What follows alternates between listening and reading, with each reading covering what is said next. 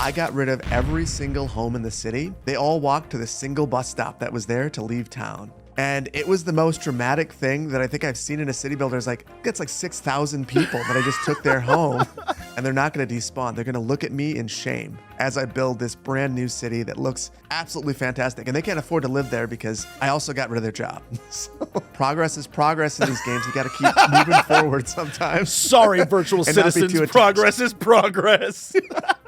Sorry, citizens. Hello, everyone, and welcome back to Tell Me About, the show where I have questions, and hopefully I've got the friends and colleagues with the answers. Today, I really want to say that this one's for me. You know, a lot of the time, I come on here, I do a show, or I'm talking to people about things we're all interested in, but I think this one, for me, is where my supreme interests lie. Many of you may not know. When I'm editing videos, or when I'm just taking time for me, one of the things I love to do are play games where I can kind of shut my brain off and just be in the moment. And one of those style of games is city builders. I love them so much. Games like City Skylines, SimCity, even things like Timberborn, Manor Lords, Frostpunk, Anno 1800. All these games are so much fun to play, and when I start them, I have such great visions of what I want to do and how I want them to look, and by the end, I'm struggling to keep people from rioting in the streets. And so, here to hopefully explain why I'm bad at those and give me some tips is CityPlannerPlays. Phil, thanks for taking the time to talk with me. Happy to be here. Thank you so much for the invite. I am very excited because it's one of my passions. It's not something I do a lot of videos on, but it's definitely a for me thing, right? It's something that I enjoy playing just for me. I don't need anyone backseating because trust me, they would. And so they do. Yeah.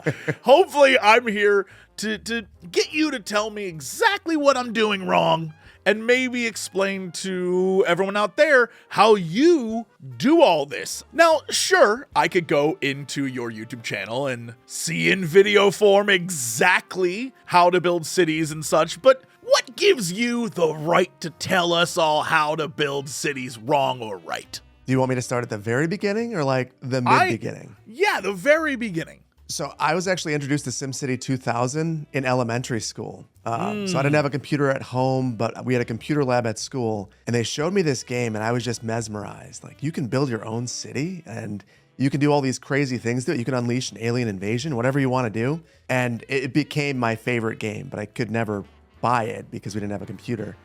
But when the original SimCity came to the SNES, I got it right away. And it basically became the only game that I played. And I didn't know that urban planning was a thing. So I just played city builders and went to college for graphic design and then sociology and then dropped out and moved to Los Angeles just to do a bunch of random things. That's when I found urban planning, and it all clicked. I've been playing these games that help you build cities. I had an interest in urban planning and urban design, and I was able to bring it all together by becoming an urban planner. And now I'm a YouTuber that's playing games about urban planning. That's amazing. So you actually did urban planning? You actually went in and mapped out where stuff was going to be. What's that like? How does that work? It seems like probably a lot of bureaucracy.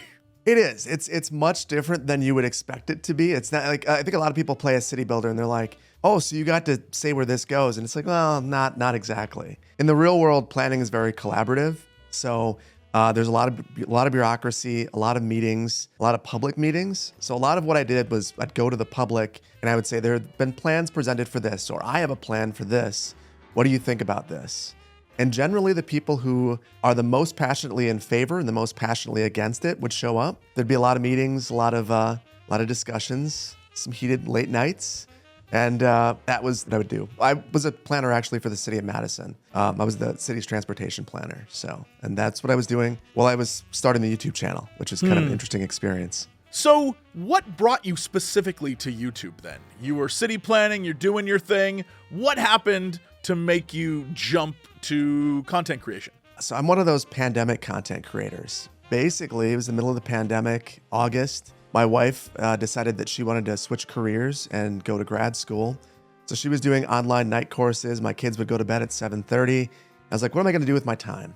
So I decided I wanted to learn how to edit videos. To edit videos, you have to have something to edit. And I would play City Skylines at night, so I decided to record myself playing and then try to edit that down. And then I was like, what do I do with this? And I just uploaded it to YouTube, and it took off right away, which was really surprising to me. I didn't expect that to happen. Yeah, it's actually really fun to watch because it isn't just you doing it. You're explaining along the way. And that explanation actually really helps better understand not just city construction, but how cities flow and the movement of everything from foot traffic to car traffic to, where you would place certain buildings and why you would place them there. And I'm fascinated by that because in my mind, I think I understand that. I think I've got it figured out. And I will visualize the city I want to build, and it never works out. And I have no clue what I'm doing wrong. And I guess you're the one person who could probably tell me all the things I've done wrong in the past. And so my question really is, where do you start? When you have that blank canvas in front of you, you have the grasslands or the forests or the beach in front of you. Where do you choose to start while looking at that open space and beginning your planning? The first thing I do is I will analyze the entire map. What's around me, what resources are available, because it really is going to be helpful to figure out why the settlement would exist in the first place. So just thinking about why any city exists.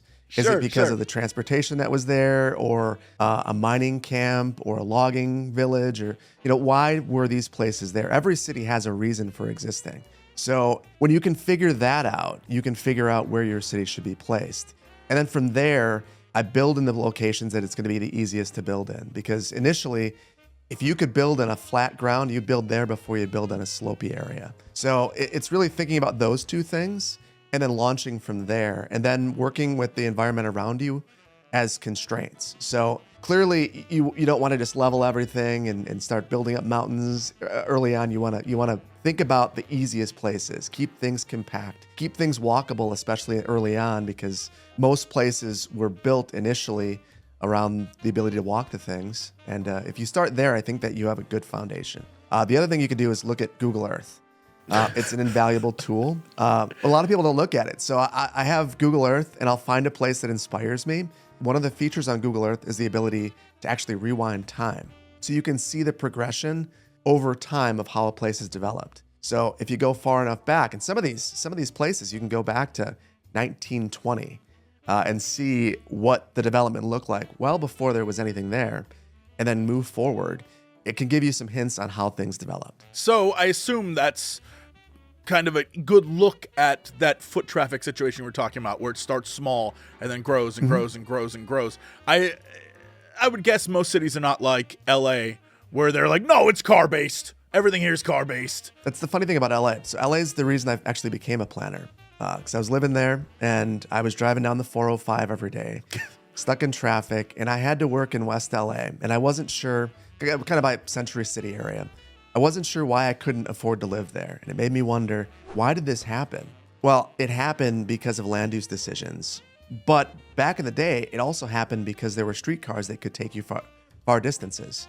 So even if you couldn't walk somewhere, there were streetcars available to get you from point A to point B.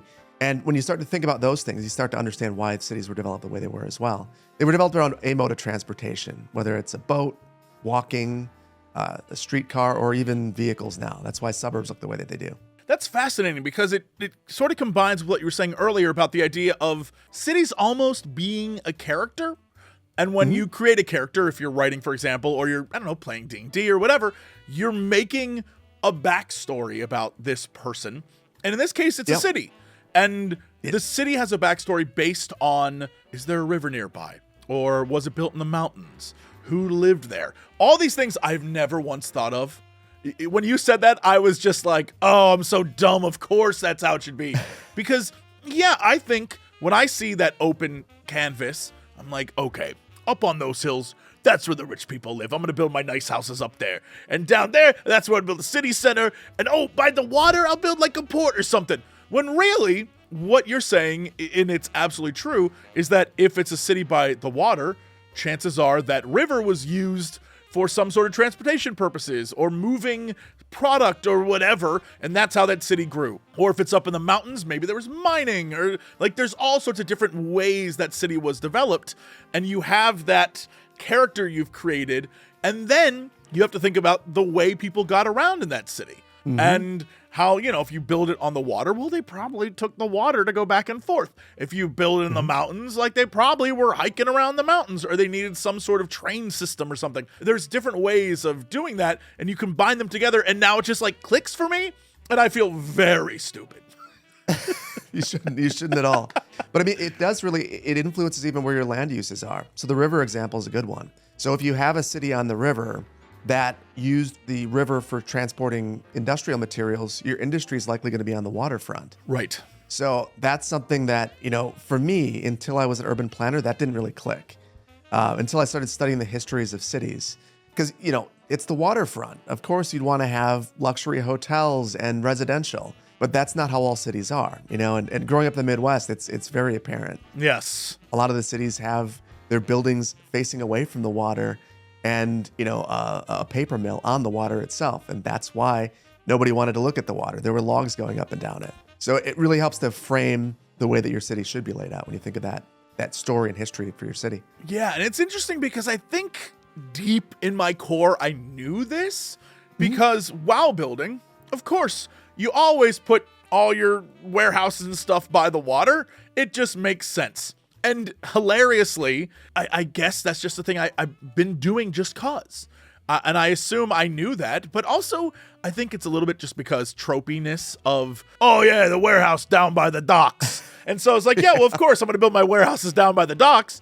But I realized the problem that I would get caught up in is I knew the warehouses were down by the docks, but also by the water, you got to put your amusement stuff and your like resorts. And so now I have both of those. So I would have a paper mill right next to my 5-star resort, and everyone's like, this is terrible. I'm like, well, what do you want me to do? And I realized while talking to you, it's probably one or the other. You got to build one city to the other. You can't have your resort next to your paper mill. It's just not what anyone wants. It does happen, but it's not ideal. Right. Green Bay is a good example of that. Green Bay has an amusement park next to an artificial island that used to be garbage. So it happens. I mean, now that you've told me that and everyone else, I genuinely believe people are going to look that up and be like, what do you mean the garbage island? What are you talking about? It's in the shape of a bean. Of course it is.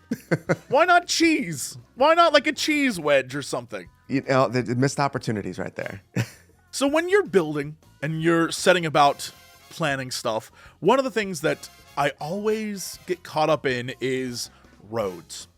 I will be like, okay, I want to start with my main artery would be a good word to describe it. Sort of where all the traffic is going to be. I think very small town America when I think about that. This usually one main street, all the businesses are on that street, and then from that street, I kind of branch off and build housing and for people to live. And then I'll go from there and get bigger and bigger and bigger. At least that's what most games want you to do to begin with anyway. They're like, start small, please. And so I do.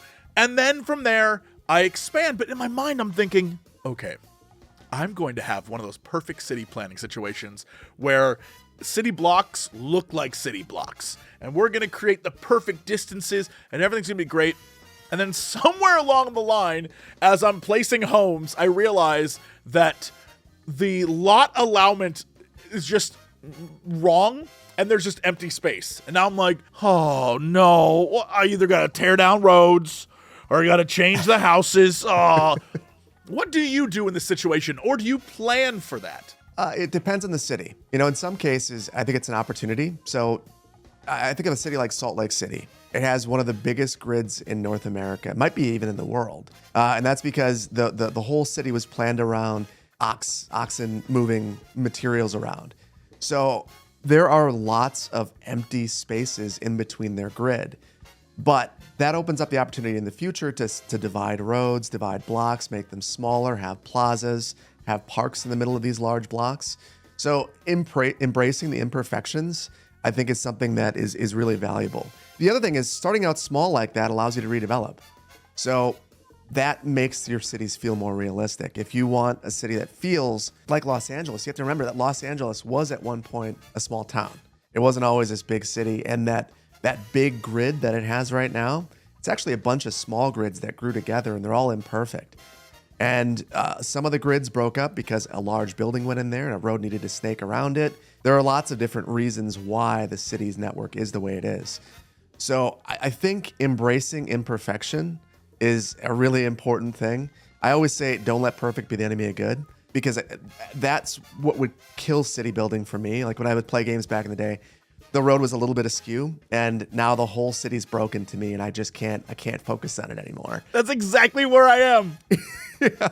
It is hard to break yourself from that. I still struggle with it. People will call me out about it in the comments. They're like, there he goes again. He's getting stuck on this one thing. But it's important. Embrace that imperfection. Understand that is part of that character building. You know, if you want your city to feel like it has a personality and a history, that's the way that it gets it. And you'll always remember why that road is a little bit off, or why that block is a little bit different than the other ones. Yeah, that's my problem as well.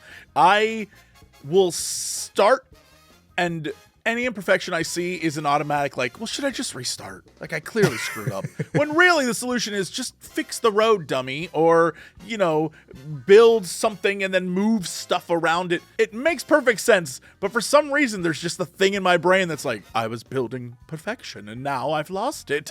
What a fool I am. And I want to restart and I want to try it again, knowing full well I will never achieve perfection. But there's something in my mind, I'm like, this is the time. This is my time. I don't know about you, but I get to this. So the beginning of a city builder is a lot of fun, and I have all of this creativity. And then there's this middle where I get lost, and it feels like, well, what do I do now? Now I'm building towards this large city, but it's a lot of repetition.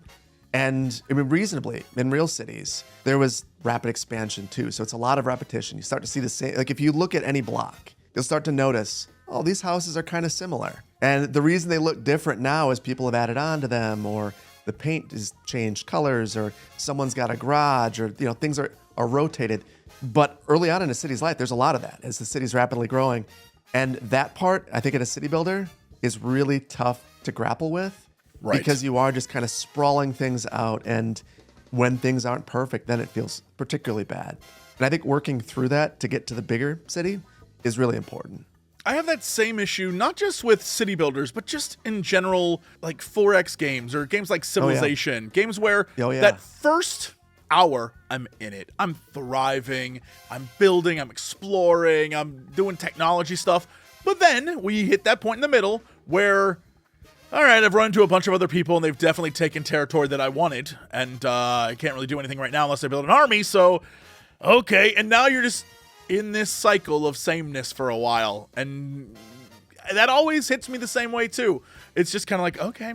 And so often I will just restart to experience that beginning over again, because I love that so much, because there is that sense of anything is possible until the game tells you, no, my friend, you made several mistakes, and live with them. And I'm like, but I don't want to reload. You made several mistakes, and it's time to grind for a while. Yes.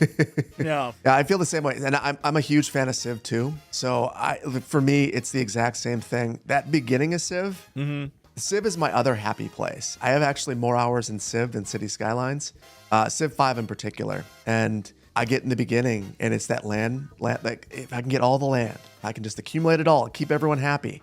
It's going to be great. And then in the middle, you're building up that army. You're building things that might not seem super exciting, barracks or whatnot. But it's the same thing. You got to work your way through that to get to the fun part again, which is the end where you have your big army, where you have a bunch of wonders, where there's a lot of things that you can explore. And it's the same thing in city builders. It's getting there is the hassle. But once you are, you can... especially in city builders, they always take you to that point where it's like, and now skyscrapers, and you got lights and all sorts of cool stuff. And I love that moment, but you're right. There's a process to get there, and sometimes that process is grindy. And I think a lot of people end up skipping over that process, and they'll just say, well, you know what? I've unlocked skyscrapers. I'm just going to place some. And you'll look at people's cities, and my cities were like this in the past as well. You have 10 blocks of skyscrapers, 3 blocks of suburb-ish, and then the countryside, which has no farms. Right. And that's all because of that anticipation of that. So, in my cities, I'm one of those weirdos who will build a city for years and just keep redeveloping it and adding on and expanding. that's the way that I've always played them. So I only have a couple of cities. I mean, the city that I've been, the main city that I've been building on YouTube, I've been building for over a year now. And I just keep expanding it slowly, thinking about different characters that would live there and why they would build the city the way that they would. I do a lot of role playing just because it helps me figure out why the city would grow the way that it does. I try to build multiple cities and have them compete for resources and really think about those sorts of things because that happens in the real world too. An example from real life that is kind of unfortunate is oftentimes a principal city and its suburbs will compete for businesses. So they will give different tax incentives to lure a business from one city to the next. It's kind of a net zero. I mean, the region still has the business, but it's moving around, shuffling the decks. And those sorts of things impact development. So in a game, I try to think about that as well. I realize I've never either gotten to the point where I had to, because I've reset and reloaded, or maybe I just didn't notice. But have you ever had to deal with the fact that as you build, say, out into the suburbs, as you build wider rather than taller, that your downtowns empty out and you have to go in and change that stuff around? And how do you go about doing that? Because that's a real world problem as well. Yeah, absolutely. I think that one of the things that happens is as you spread out and sprawl out, your city services become really spread thin. And that can start to decay your core downtown. So every now and then, you just have to have that moment where you refocus on your downtown, where you make sure that all the city services are operational and think about why people are unhappy in that area. It can be tough because one of the things that I think people get stuck in city builders, and any of them, whether it's Manor Lords or, Anno, once you build something, it feels like it's done. Right. But in a city builder, nothing's done. And that's one of the beautiful things about a city builder, at least in my opinion, is you keep iterating and changing it. And particularly in your downtown area, you have to keep doing that for as long as you're playing. So it's not just adding towers and things of that nature. Maybe it's adding a big park. Maybe it's clearing out single family homes and opening up green space because you plan on adding a bunch of towers. It's taking your small police station and upgrading it to a police headquarters. All those sorts of things, you have to keep going back to that main area, that place where you likely started your city, and you should be spending as much time on that as anything else that you're building, and visiting it and revisiting it and redeveloping it all the time. So it's a constant process. Like you were saying, you play for long stretches of time, much longer than my version, which is I load it up, play while a video is rendering, and then I'm like, all right, that was fun, I'll come back to that. Never do, restart again, and constantly I'm stuck in that first chunk of the game, realize I'm not doing what I wanted to do, and then move on. Your version is sometimes I do what I want to do, and sometimes it doesn't end up the way I want, and I just keep going until I get us there eventually. Yeah, a good example of that is I am really bad at building rail networks. I always have been. It's a real struggle. The only game that I've ever built a coherent rail network in is Transport Fever, and that's because it forces you to. Right. But I just kind of struggled through it. My second YouTube series, I tried to build a rail network to bring passenger and cargo straight into the downtown area. And every time it would be lumpy and bumpy and crazy looking, be a roller coaster, which is not exactly what you'd expect a bunch of logs in a cargo train to deal with. Sure. I would just keep iterating on it, keep trying to improve it, trying to analyze the places where it wasn't working effectively, and to continue to change it rather than trying to start over. 'Cause I think that you can get stuck in that, I got to keep starting over, I got to keep trying this again. But if you keep iterating and keep changing things slightly, eventually you'll get it to a place where it's good enough. And as much as I hate to admit it, a lot of things in cities got to a place where it's good enough. Right. Where things aren't necessarily 100% perfect, but people are happy with it as it is, and now it has character and people become attached to it. When you think of it that way, and you think about that iteration and think that things can be broken for a while, that's okay, then it's not so bad. And that's the way I try to play. Well, speaking of character and giving these cities character, do you spend a lot of time adding random things? Things that don't necessarily help you achieve a great city, but give it life, give it character. I was playing a game where you are like Vikings, and each little longhouse I would give, okay, they have this shield, and I'll put this thing out front because I like the way that looks, and I'll do this, and I'll make it like a bone sculpture for them. Why not? And it offers nothing, but it gives each one its own little flavor. And in my mind, I'm like, well, that's where the Smith clan lives and they love their bone totems, right? And that's just the thing I do. Is that something that, one, you do as well, but also, do you carry that along with you as you continue to play? Because at a certain point, for me, I'm like, all right, I've built like 20 of these damn houses. The first few, yeah, okay. The rest of them, I don't even know those people. Whatever. Or do you try to make that happen for everything you do? So I do. I'm super nerdy about it. I have a number of characters. I've actually commissioned an artist to draw the characters, and I'll move them into a home. And I've had people voice act some of the characters as well. Amazing. I'll create new stories and, really think about the way that these characters would interact with the world that I'm creating. And with that, it's adding the details that make it feel like a more realistic place. Reasonably, whenever I'm building, 50% of what I'm doing is functional, and the other 50 is stuff that just makes me feel good. So planting trees, adding riprap to the shoreline, changing grass surfaces, putting props and decals, adding, seating for a sidewalk cafe. All those sorts of things, I guess I derive happiness from. And it's not necessarily helpful. Like the citizens aren't even interacting with those objects. It's just things that I like to look at. But it kind of makes sense to me. Someone mentioned in the comments a long time ago, I play city builders because it's like tending my own personal bonsai tree. It's my digital bonsai tree. So I come home and I can unwind by going into this city that I've been building and doing a couple of things that might not even matter to anyone else. Might not even matter to the game, but it matters to me. And so I spent a lot of time on that stuff. Just in my most recent video, I added a whole bunch of red sidewalks, like red brick paver sidewalks, which are the kinds of sidewalks that I saw in my hometown. And to me, it just feels right. Small town America, paver sidewalks, old-timey light posts, sidewalk cafes, mid-block crossings, all those sorts of things to me, like yell small town America, small town Main Street. And I spent a whole bunch of time on that, way more than I needed to. I could have just zoned up and down the street and moved on, but I spent 8.5 hours on that one street, which is probably ridiculous, but I enjoyed it. I've never thought of it as bonsai before. Always in my mind, for some reason, I think ant farm. Because I don't know why, but I'm focused on all those little people moving around and where they're congested or where they're going, or rather than it's a process and the building I'm trimming and moving and growing those, and the people, yeah, I'm paying attention to them, but really the city is the thing. And I keep getting caught up in the minutia of like, these people, they keep going around in a circle. They're not going anywhere. Why aren't these people doing anything? And I'm like, what do I got to do to make them do something? And so I'll add like a park, hoping they'll go through that to go places, and they never do. And I'm like, all right, what am I doing wrong?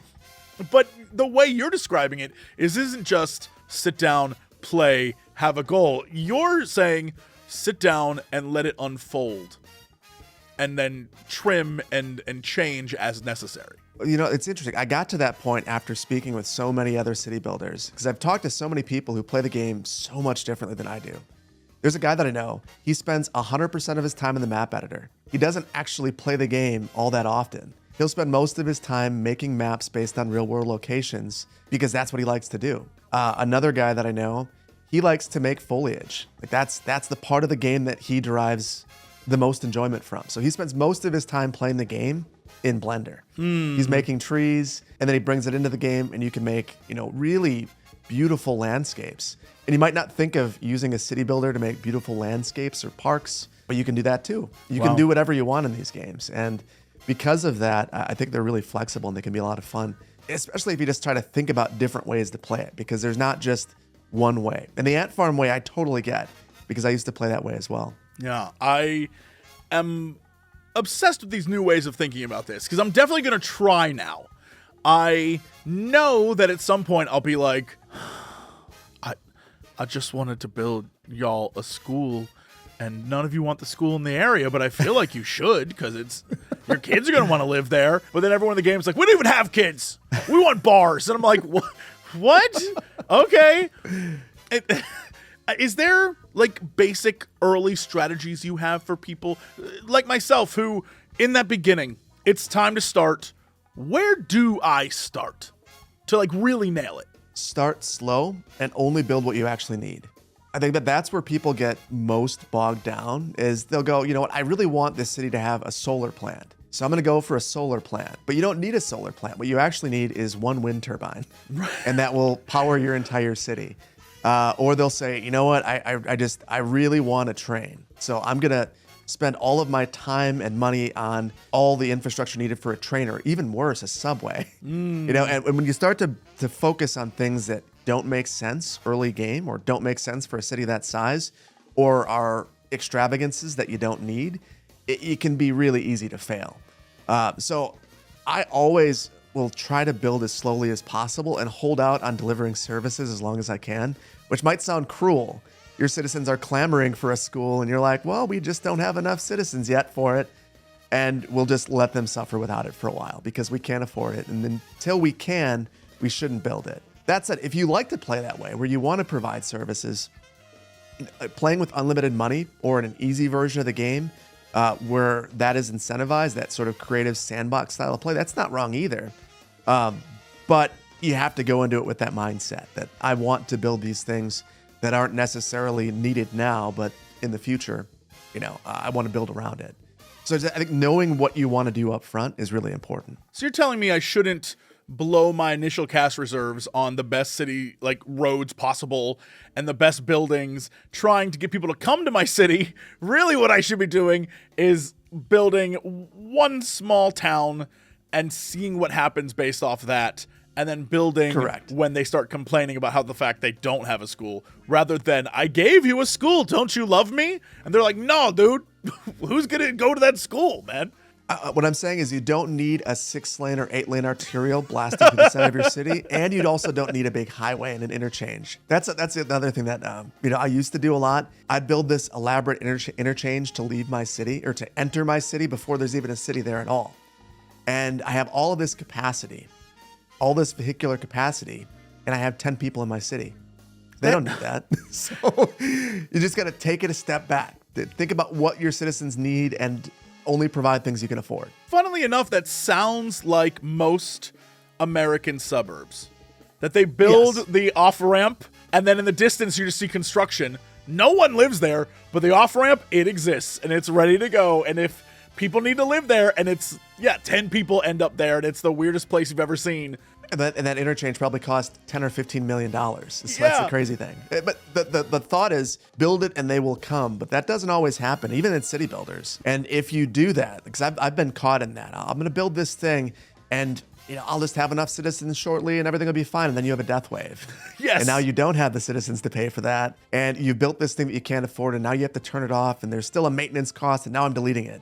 And now I'm in the hole. So, and that could have all been avoided if I would have just been a little bit more thoughtful about what I need right now and not gone and dove ahead. Speaking of Death Wave, do you turn on all the different disasters? Do you use those? Or in a game like SimCity, for example, do you actively are like, you know what? It's tornado time. Do you do that stuff on purpose? Do you like that stuff? Does it interfere with what you're doing? Sometimes I genuinely am like, no. I've created perfection. I don't need that to happen. So I'm a little bit of a crazy person, and I'll turn them on. Part of it is it creates a story again. So if you have a big tornado, that's going to influence the way that your city develops. So if you get hit with a tornado, maybe you want to increase the density in that area. Maybe you want to completely redevelop it. Maybe you need a monument to memorialize what happened. I did that with an earthquake. There was a big earthquake scar that opened up and turned it into a park. And in one of my first series, it burned to the ground all the time. It became basically a meme on the channel that no matter how much fire protection I would build, I planted so many trees because I like doing that the whole city would burn down. And every time it burned down, it gave me another story for the city, another memory for the city. The fire department became one of the most important entities in the entire city. So I like to leave them on because I do think it enhances the gameplay. But every now and then, it's also fun to just launch a meteor at your city. So yeah, honestly, that's how I end playing most of the time. I'm like, you know what? I'm done with this city. Meteor time. Or Godzilla. Or whatever. I just like aliens. Let's go. I prefer tsunami. Just take it all out at once. Yeah, and I get to watch. I'm like, wow, it's like watching a movie in the mid-2000s. So just as an example, so hopefully you can help me with this. I build a city. I'm starting the way you discussed, where I have my small town, it's building out, and I want to, let's say, add a railroad or a trolley or something to get people around more. The way you're describing it, at least my assumption is, as I've built this town, I can see where people are populating. And then the smart thing to do would be to make the stops for that train, trolley, whatever, at those hubs. And then have it go maybe towards the city or towards where people want to go, thus freeing up roads. How do I don't know if this is because I'm like, those poor people in those homes, I don't want to tear them down. How do I start building that railroad in an efficient way that won't absolutely destroy everything I've done in my city and make me have to like stress about fixing it all in order to put that there? Because I know in the real world, they're just like, no, eminent domain, we're making this railroad, we're doing this. For me, I'm like, but what about the school that's there? Like, how would you go about doing this? I like to think about the time frame that it's taking place in, because eminent domain, for instance, was much more widely utilized 70 years ago than it is today. So if you are building and it's the start of the city, then you might just use eminent domain and level a block of homes to bring the rail in the ideal location, right down the center of the city, right into that specific location where you need it to be. If you're building today, it's going to be much more circuitous. People have rights. People have a say in the way that their cities are developed. And as a result, the railroad company said, I need your home to blast a railroad right through your house. They're probably going to get turned down. Right. And if they're not, it's going to cost so much that they're not going to want to do it. Mm-hmm. So I like to think about the time frame and don't get too attached to anything. And just remember, they're your virtual ants. So they're ants. Don't worry about it. You could just level their home, they'll find another one. I mean, you're absolutely right. If you do, they'll just be like, oh, okay, and they'll walk to next door.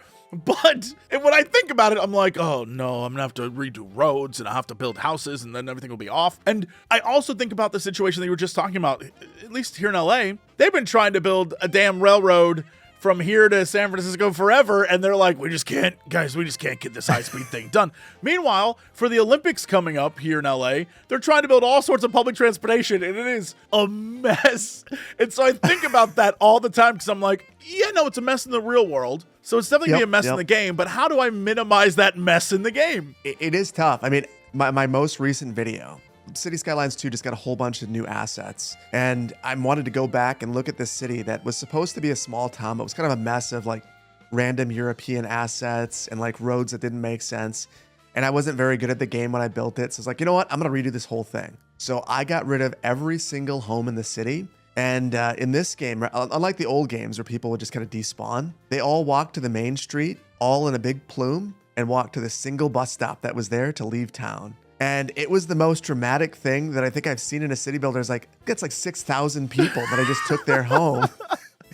And they're all walking to the same bus stop, and they're not going to despawn. They're going to look at me in shame as I build this brand new city that looks absolutely fantastic. And they can't afford to live there because I also got rid of their job. So, right. It's but progress is progress in these games. You got to keep moving forward sometimes. Sorry, virtual citizens. Progress is progress. Sorry, citizens. That's one of the things I like about city builders, though.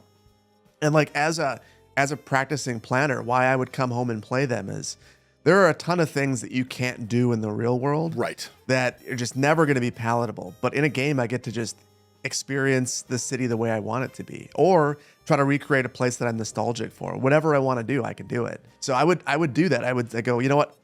I'm going to build my town. And this will never happen here for a variety of reasons. But in the game, I can do it. I can see how it would look. And I can get a sense of accomplishment after I've done that. So it's fun. What would you say is probably your favorite town or the favorite build you've ever had? Something where you said from start to finish, I can't believe I made this. Like, this is amazing. And what was the process of that? How did you get it to that point? It's honestly that one where I just evicted 6,000 people. Go on. It's a small town, but I tried to spend more time to stop and smell the roses, because so often I just would go ahead and just keep building and building and building and building and redeveloping and moving quickly. That's kind of the way that I build, is I will move rather quickly and then redevelop often. So taking a moment to smell the roses and focus on things felt really gratifying. The other favorite city, the other favorite build was one that I built that was based on California. And I was just able to continue to sprawl. And instead of being like California, where it was so auto-dominated, I took down the freeways eventually. I had a freeway removal project, and I replaced it with transit. So everyone ended up taking transit. It had a beautiful coastline, and it ended up being a place that would be the kind of place that I would ideally like to live in, not necessarily the kind of place that would exist in reality. Let me hit you with some, I don't know if this is trivia or the best way you would do something, but it's I would love to know, because obviously when you play these games, you're not just getting a flat grassland. It's just not what happens. There's going to be mountains, there's going to be rivers, there's going to be lakes, there's going to be oceans maybe, who knows. As an example, and I'm going to give you a few of these, because I'd love to know what your start would be or how you'd build. There's a mountainous area with a beautiful lake. There's no real river nearby. There's just the lake and some mountains and a few stretches of land to build on. What would your city in that scenario be? One of two options. Either a trading post back in the day. So maybe there's a rail line that goes through there, and this is a place where you can trade. It's a stop where people will rest. And as a result, it's really compact along that mode of transportation. Or if I were building a modern city, maybe it's a ski town. Maybe it's a place where that lake is, maybe it's Lake Tahoe, for instance, that sort of place. So I try to think about those sorts of things when I'm building it right up front. What about a area that is rivers and swampland and marshes? I guess kind of like a New Orleans vibe. Transportation. The river would be the focal point and the lifeblood of everything there. So I would be thinking about having ports right away. So the faster that I can build ports and industry right along that river, I would do that. And then after that, I would try to redevelop some of it so that you still have some of those industrial vestiges of the past or the form of the industry in the past. But you're redeveloping that into something that's modern and inviting. So that's how I would do that one. Focus on that river. What about beautiful spanning beaches, gorgeous white sands, just the perfect weather, but also tons of coal? So that's a funny one. I think you would start out with a little bit of industry, maybe a small industry, maybe a port tucked away, and you're going after that coal because that's why that place would exist to begin with. And that's why some development would occur there. But over time, the people that would live there would get tired of that development. Maybe they would see the beauty of the place and they'd want it to become a tourism destination. They would pursue, a passenger harbor or an airport. So then you would transition the city away from that coal. But because the coal was there, maybe you leave a scar of that. You turn it into a lake. And now that's also a tourism attraction. I didn't think about that. So you would take, if you had a coal plant or refinery or whatever, or a mining operation, you would, as the storyteller for the world you're creating, because obviously this isn't really like a thing you can just do in the game. Yeah. But you would take that mining pit, for example, and then be like, it's a lake now. Yeah. I actually will build a pit mine. So, in City Skylines 2, for instance, you could just drag out a polygon and say, look, it's a mine. Right. Or you could dig it down and have all the different layers of mines all the way down to the bottom. And then afterwards, remove that. And if you are playing a modded game, you can add a water spawn point in there and fill it up. So that's the sort of things that I will do because that gives that a sense of history. And those are the sorts of places that are really special in communities. Places that existed at one point, and maybe the name even reflects it. Maybe it's a quarry lake or something like that. And now there's a reason that it exists there. And the reason that people would want to visit it in your city. Yeah, that's real life. It's what happens in real life all the time. And so it makes perfect sense to me. Yep. Another example. A peninsula where there is rocks and cliffs jutting out into the water. And yet, as you get back towards the land, there's more beach-esque property, but still very rough terrain. How would you build there? Sounds very Nordic. So I would try to take inspiration from Norway and the way that they develop their cities around the fjords. trying to figure that out. That's probably what I would do, is I would try to build a city that has as few road access, as little road access out of the city as possible, built around a harbor, trying to keep everything as dense and compact as possible. Which I think, most of the time when you're building a city, you start to think, well, I've got unlimited space. I'll sprawl. I'll be low density. Right. I would probably try to bring the buildings closer together, make things feel a little bit more intimate, and build a Norway-inspired build. Okay. Final one.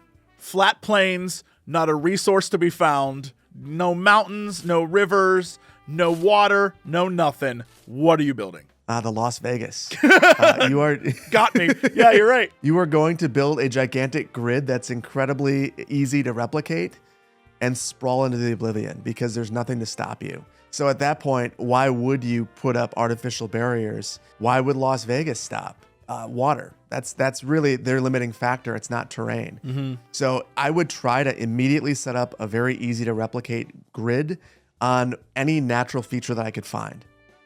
And if there is no natural feature, if there's a rail line going through, I'll orient that grid around the rail line and just start sprawling. And in that particular instance, I would probably start to think about things like, especially in the West, I'd like to think about the Jeffersonian grid. So basically, when the West was initially developed, there was a gigantic grid placed over the entire West Coast, everything west of the Mississippi, and even some things in the Midwest. And they were divided up and divided and divided and divided. So when you hear someone say, I've got my 40-acre parcel, that is a vestige of that division. But the roads are also oriented along that. And in cities like Las Vegas or Los Angeles, you will see that the arterials are those major division lines. So if you're planning a city like that, I would actually think about how far apart those major divisions are going to be and start to think about where those major roads are going to be. They don't necessarily need to be wider roads, but you should be thinking right away, like, these are the arterials and collectors that feed the transportation network for my entire city. So in that instance, that's what I've been thinking about. Rapid growth, tons of sprawl, low density. And continuing with this theoretical city, as you're rapidly sprawling and you have, if we're doing like a Vegas example, you start building casinos. One of the things I know to be true, because it's definitely happened in every game I've tried to do this, crime goes crazy, just out of control. Yeah. So besides just pumping out police stations, is there another way to deal with and manage that on a city planning level? On a city planning level, it's good connectivity.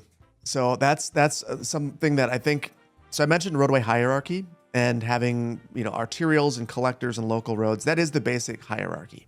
People can get really stuck in thinking, well, a collector connects to an arterial and a local road connects to a collector, but the local road should never connect to an arterial. And that's not necessarily the case. You see examples of this in major cities all over the place. And if you were to do that, the police aren't able to respond because there are very few ways to get to that local road. So having good connectivity and thinking about ways that your city can be connected for pedestrians, for vehicles, for transit, that's the most important thing. So in that particular example, making sure that you're making targeted connections at intervals that make sense, that can help your city services reach all the areas they need to get to, that's the most important thing. Okay. And where you're not going to have those vehicular connections, consider pedestrian connections. Not for the police, obviously, but for the residents and citizens to be able to get things quicker. I think it's important to have those as well. Thinking about it as a network and thinking about how that police officer would actually get somewhere. That's something that even in the real world, as I've worked on, designing neighborhoods, I can think of a specific example where there was one block that if a road could have been punched through, it would have shortened the drive time by a mile for every single trip. Wow. And it didn't get built because of the cost of that segment of road. And as a result, I did the math, and it was something like 50,000 extra miles per year were going to be driven because that segment of road was not created to serve one neighborhood. So that is a real world example, but that same sort of example extends to the game. And it makes it difficult for the police to cover certain areas if you're not providing those access points. Yeah, it's like when you watch, from that top-down view of the game, and you see, you built all these roads, but for some reason, just like in real life, everyone will take the straight line version of getting there. It's kind of like that meme that, I have no idea when this is from. This could be 20 years old for all I know. But it's that image of the park over time, and you can see the bus stop and where people would walk across the park. And so they kept changing the way that sidewalk looked to fit the people. And no matter what they did, people would always pick the straight line to get to someplace. Desire path. Yeah, and that's kind of the idea here, where you'll build all this stuff, but people will always try to get the fastest way there. And the problem is, just like in real life, that straight line eventually becomes completely packed with people. And rather than find a side street, which some people do, much like in real life, if they're stuck in traffic, they're like, no, I'm out of here. And they take a side street. And it may take them longer to get where they're going, but they don't feel like they're stuck. In video games, they will sit there patiently and just yell at you like, this city sucks, what are you doing? You're like, I built you all these other roads, guys. And they're like, no, we want to go this way. And it's like, okay, so your best version of this would be, okay, the people want to go that way, make that road wider, bigger, keep that going. Ooh, no. Not bigger, not wider. Oh, okay. That's actually a trap that people fall into. Oh, okay. Is they'll think, I'm just one lane away from this being perfect. I'll just keep adding another lane. And that's how you end up with that 16-lane highway going through the center of your city. Sure. When what people really wanted were more ways to get around. So, and even in games, I mean, I was able to remove the highway from that big city that I built because I provided enough other ways to get around. And you'll start to notice that traffic disperses then, because not everyone's taking the same road, because not everyone's taking the same path. And when that common road, that road with the highest speed limit or the most direct route doesn't exist, or other options exist, your traffic will be dispersed and your city will function a lot better. So rather than adding lanes, add connectivity. And when you say add connectivity, what are some examples of what you think would be the best version of that for this scenario I was talking about? Well, so let's say it's a suburban area. A lot of times you'll see a bunch of cul-de-sacs, and that is a lack of connectivity. So as a result of that cul-de-sac, to get to that arterial, you have to drive all around a bunch of local roads. An example of this that I always point to in public meetings when I would talk about connectivity is, let's say you have two homes and they're on either side of each other. They share a backyard, but they're on different cul-de-sacs. And to get to each other, they've got to drive on local roads up to a collector. It can end up being a 5-mile drive, when if you just had that connection there, maybe it's a 10-second walk. Right. And that same principle applies in games. If you don't have those core connections, those critical connections made, everyone's going to take that same road to get to anywhere that they have to go. So that's one of the things that I think is really interesting about city builders in general, is they can get you to think about the way that your city's designed and some of the flaws in it, and get you to analyze the world around you. And that is a way that I think it does simulate the real world really well. You don't have those connections, everyone takes the same road, and it fails. Unfortunately, in the real world, we don't despawn and just end up where we need to be. We end up stuck in traffic. Yeah. So what you're saying is LA should not add to the 405. Really, there are other better solutions. There are many better solutions. I was stuck in Carmageddon, so not a fun time. No, it is, to anyone who's never had the experience of being on LA's beautiful 405, it is just the worst. There is essentially anyone who lives here has the mentality of, if I can travel at the right time of day, I won't have to deal with stuff. But if it's after 3 or before 10 a.m., it's going to be a mess. And so people will literally plan their life around the fact that they just don't want to be stuck in traffic. That's crazy. I moved from the Valley to West LA and then ended up getting a job in the Valley. So the reverse trip.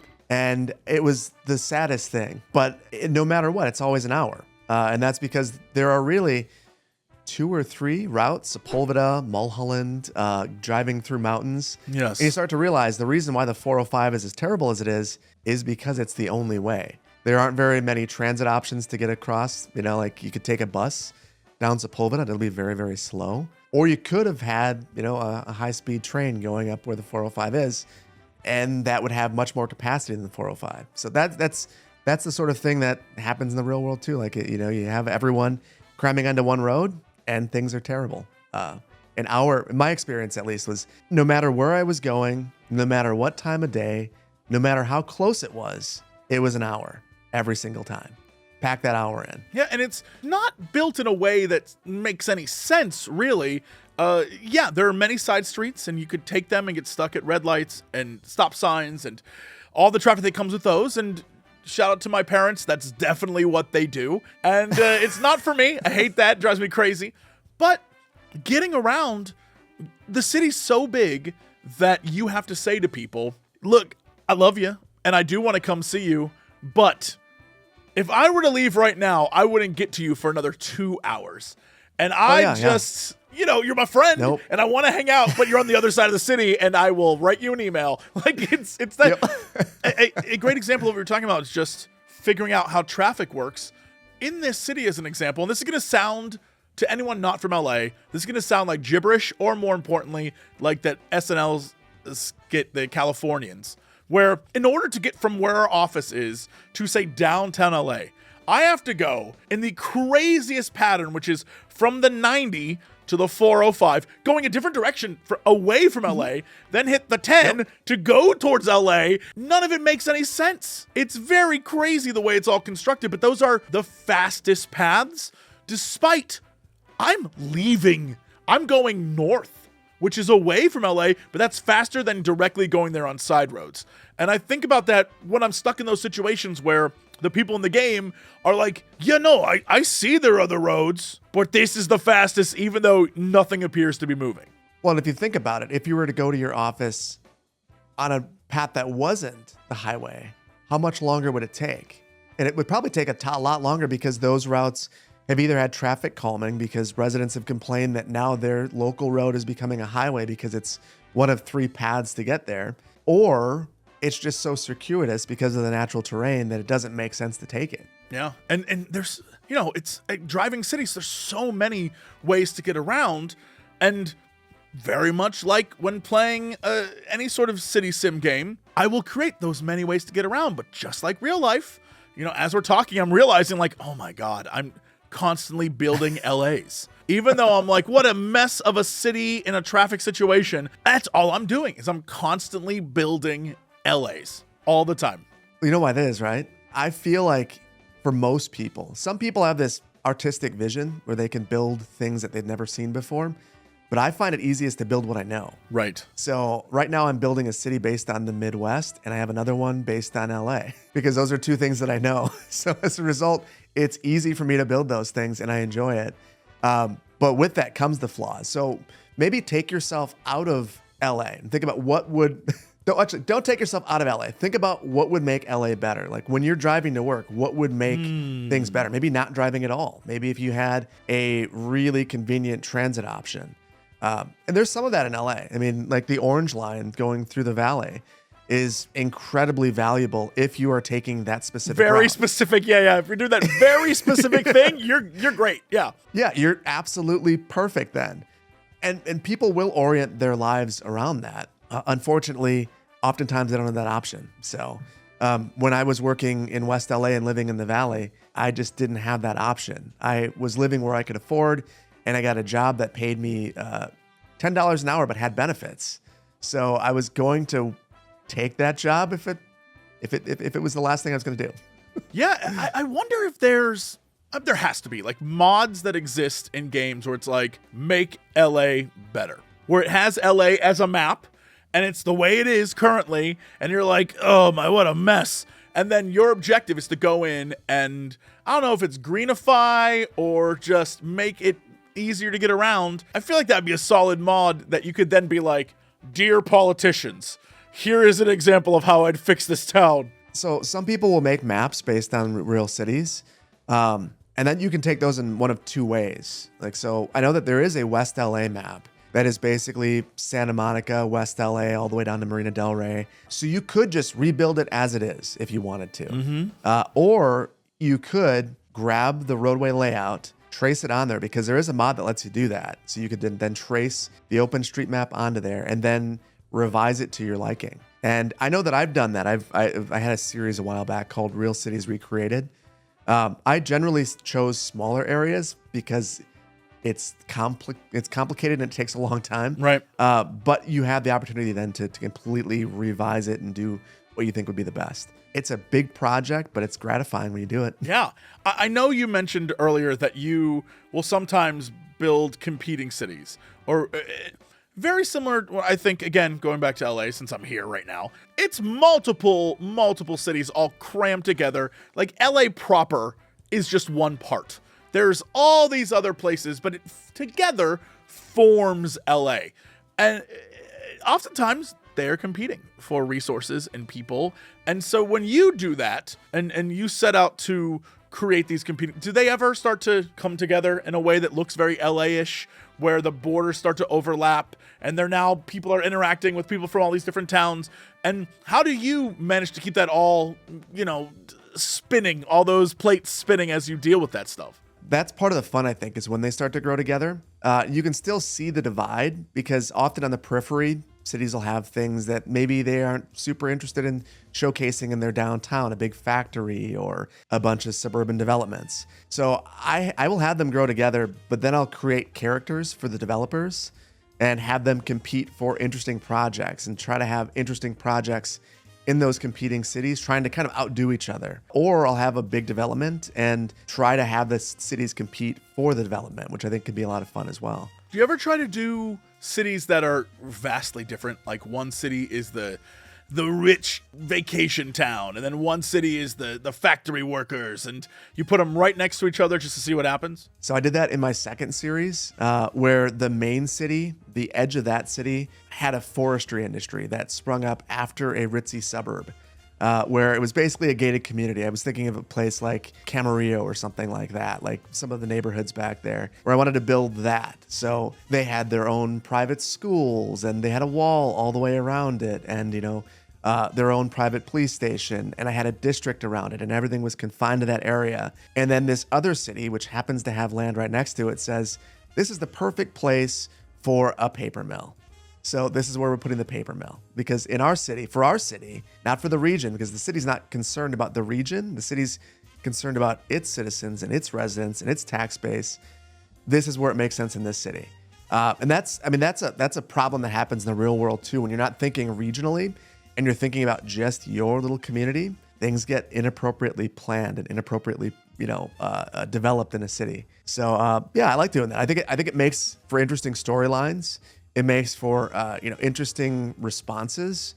So what would that suburb, that community, that gated community, what would they do in retaliation, basically, to a paper mill opening up next to it? Probably find ways to shut it down. Maybe make driving through the neighborhood impossible or very expensive. That was something that I did. I blocked roads. So now this roadway connection doesn't exist. And you see that in the real world too, where it's madness. You'll notice that there's a local road with a barrier, 10 feet of nothing, and then another barrier, and then that road continues, sometimes with the same name. And you're like, why won't they build that? It's because there was a disagreement between those two municipalities. Yep. And they couldn't bridge it. And now at this point, no one knows why you can't build that road, but it'll never get built. And now it's probably because no one wants to pay for it. There's literally one of those right by our office. And anytime anyone wants to come here, half the time they think they can go down that road and they literally cannot. And they'll be like, I don't know how to get to you. And I'm like, take the main road. They're like, but the navigator thing said to go this way. I'm like, it lied to you. There is a giant gate there because it is two municipalities and they don't want to share that road. Even though the road exists, it's crazy to me. And that's so funny you brought that up because I see it every time I come to the office. And I worked as a regional transportation planner for a while, and I would try to help mitigate those things. Also, road names changing randomly. It's tough. Cities become really attached to the way that they've done it. They want the other city to bend to its will, and they don't want to. So as a result, you end up with that. There are some cities that have completely done away with that. A good example of that is Jacksonville, Florida. They basically, if you look, Jacksonville is one of the biggest cities in America, not by population, but by area. And that's because they consolidated many of the suburbs directly into the city. So all of those sorts of conflicts, they're no longer a thing because it's one big city. So there are pros and cons to that too, though. Now they're serving that entire area with services. So it can get messy. Right. And, response time for, police or firefighting or ambulances, it can increase. Yep. Yeah. Going back to that, and you mentioned taxes earlier, I think the last thing I really want to ask is, how do you balance services and repairs and all those different things? The fact that you have to continue to earn money in order to continue to build. When it comes to taxes or getting money from your citizens, how do you manage that? Because I don't know if it's just the same bleeding heart I have when I'm worried about tearing down someone's house to build a road, where I'm like, well, if I tax them too much, they'll hate me. Is there like a right amount that you think this is how, when playing the game, you should do this? Or maybe at different points in the game, changing the tax system, reflecting the way that you are constructing the city? It's funny that you bring that up, because I'm actually recording a video right now that is 100% about that very topic. Perfect. So it's a tough thing, because I think that particularly in city builders and modern city builders, there's a reflexiveness to the way that taxing works. So you'll think, I just need a little bit of money so that I can afford to build this thing, and I'll upset this group of people and it'll be fine. Older city builders let you do that. Newer city builders, people start to move out, but they do it slowly. So you'll get an increase in taxes up front, and then you'll start to see the taxes decline. So I think it's important to think about that. What would push you over the edge? Yeah. You live in Los Angeles. You have multiple municipalities.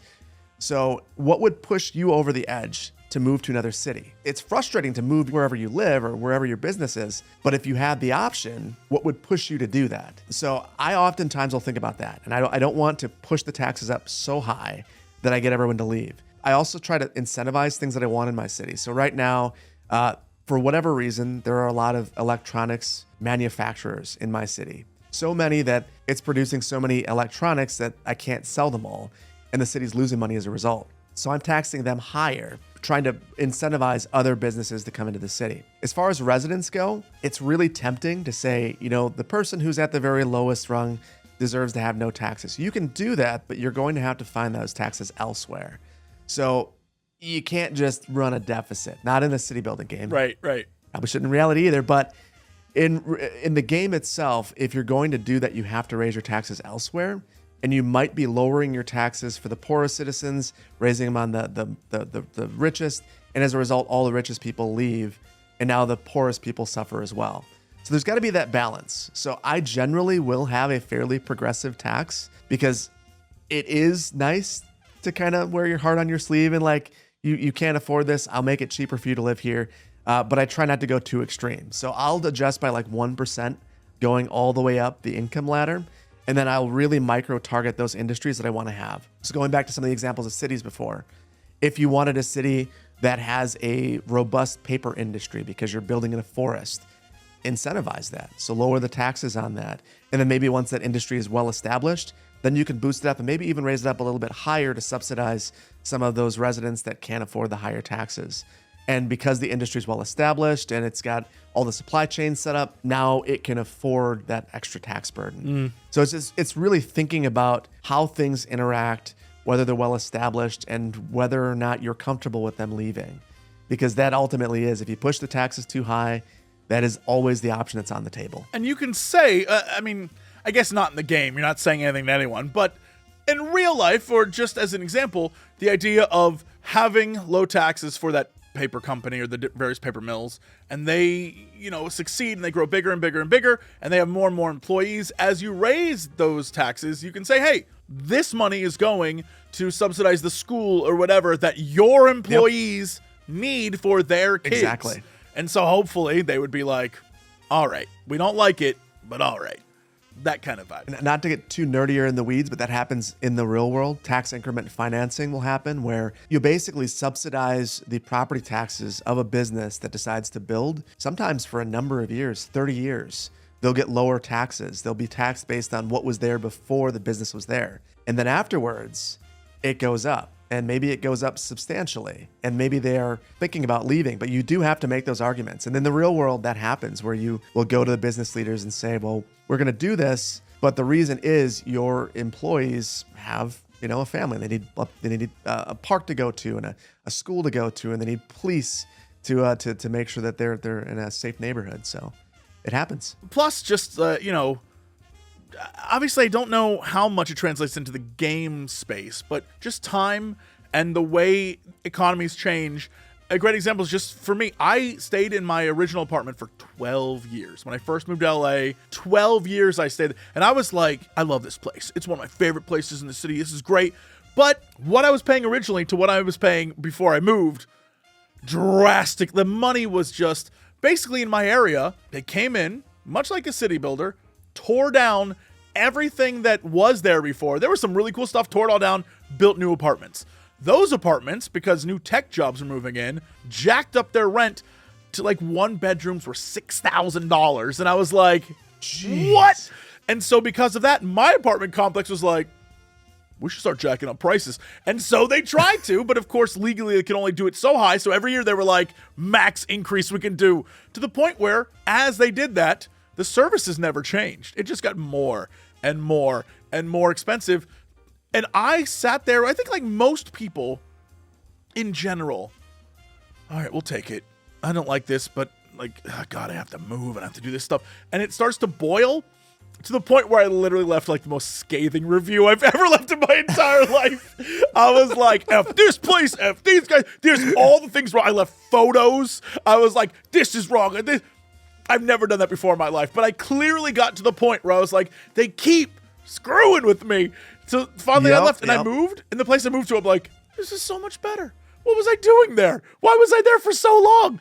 And so I think about that and the way that in a city builder, you have to kind of do that, like make that push to force change in what you're doing. But at the same time, the little Jesse in your world is probably going to get pissed if you keep asking for more money. And over time, like you were saying, yeah, they may not leave right away, but eventually they're going to leave you a scathing review about how you suck. I mean, that is a very good point, but you bring up something else. So did your old apartment still exist? Oh yeah. It's still there. So that is something I also try to do in city builders. As you're redeveloping and adding in new apartments and new density, leave that one building behind. You know, that little Jesse is very unhappy that it's very expensive now to live there, but it still exists. And I think that's really fun to do as well. So like definitely always like to leave those behind and leave a little bit of history there. And unfortunately, it gets really expensive, especially in modern city builders where they're basing the price of an apartment on the size of the unit and the division of the price between all of the different units in there. Yeah, it's interesting to see how that kind of translates into the real world, especially when you think of like New York and all the giant sky rises they're building and how some of them just sit completely empty because their target, I don't want to say audience, but like buyer is like, no, I'm all right. Like, I don't want to do that. I mean, even in LA, that one building downtown that just exists and now has been spray painted all over because nothing's going on with it. They just started and then we're like, people will move in, and then no one wanted to. I mean, that's simply cost. I mean, that's the thing. The cost of any building is very simple to come up with. The materials plus the work plus the land. And if you're dividing that land cost, especially in a place like LA where just land is astronomically expensive. Like my house probably costs an empty lot in Los Angeles. So when you think of it that way, if you divide that land cost into smaller pieces, that's how it becomes affordable. The problem is, in some cases, like that building in Los Angeles, that one downtown, they're dividing it up, but then they're sticking so many high-end furnishings in there that it's unaffordable. And that now the units are so small that if you could afford that, why would you live there? Because you don't want to live in a space that small. But if you would live in a space that small, the furnishings are so high-end, you can't ever imagine living in a place like that. You could never afford it. So it's finding that target audience. And I feel like sometimes there is no target audience. Mm-hmm. Thankfully, in a city builder, it's harder to do that. Or maybe that's what you need to do. Find that building to make your city feel realistic. Yeah, and I think in summation, the idea that when you're crafting that city, you never want to get caught in those scenarios where you're building this, suburban area, and then you say to yourself, I'll build a few high rises. It makes no sense in what you're doing. Well, tell that to Houston. Houston bird. Phil, thanks so much for taking the time to talk to me. This was great. Had a lot of fun. Thank you so much for the invite. Please tell us where we can find you and what we can do to support your channel. I'm on youtube.com/CityPlannerPlays. I'm also a Twitch streamer once a week, either on Thursdays or Fridays, whenever it works. I'll stream for 4 to 6 hours. So those are Thursdays or Fridays, and I'll release videos every few days, whenever I think that they're ready. They are great. I must recommend, if you have not watched any of Phil's videos, they're just so informative and just to the point and really... Appreciate that. Calming, I think, is the right word. It is almost borderline ASMR, and frankly, I'm here for it. It really is just great. I'm learning something, but also I feel very calm. There are a lot of people who've said that they go to sleep watching my videos, which I think is good and bad. No, but I'm happy about it. Yeah, take it. They're watching the whole thing. That's true.